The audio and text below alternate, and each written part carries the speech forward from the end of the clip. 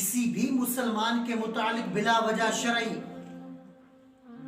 اپنے دل میں بغض و کینہ رکھنا ناجائز و گناہ ہے۔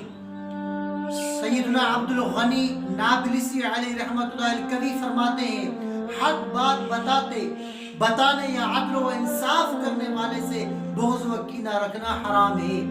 نبی کریم رؤوف الرحیم صلی اللہ علیہ وآلہ وسلم کے چچا حضرت سیدنا ابن عباس رضی اللہ تعالی عنہ کی خدمت میں کچھ لوگ گھبرائے ہوئے حاضر ہوئے اور عرض کرنے لگے ہم حج کی سعادت پانے کے لیے نکلے تھے، ہمارے ساتھ ایک آدمی تھا، جب ہم ذات الصفا کے مقام پر پہنچے تو اس کا انتقال ہو گیا، ہم نے اس کے غسل و کفن کا انتظام کیا، پھر اس کے لیے قبر کھودی اور اسے دفن کرنے لگے تو دیکھا کہ اچانک اس کی قبر کالے سانپوں سے بھر گئی۔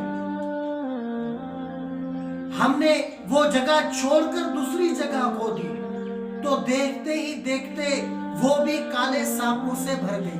بالآخر ہم اسے وہیں چھوڑ کر آپ کی بارگاہ میں حاضر ہو گئے۔ یہ واقعہ سن کر حضرت عباس رضی اللہ تعالیٰ عنہ نے ارشاد فرمایا یہ اس شخص کا کینہ ہے جو وہ اپنے دل میں مسلمانوں کے متعلق رکھا کرتا تھا، جاؤ اسے وہی دفن کر دو۔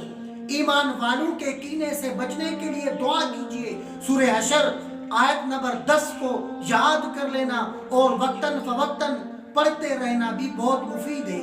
وَلَا تَجْعَلْ فِي قُلُوبِنَا غِلًّا لِّلَّذِينَ آمَنُوا رَبَّنَا إِنَّكَ رَءُوفٌ رَحِيمٌ، اور ہمارے دل میں ایمان والوں کی طرف سے کینہ نہ رکھ، اے میرے رب تو غفور بھی ہے تو رحیم بھی ہے۔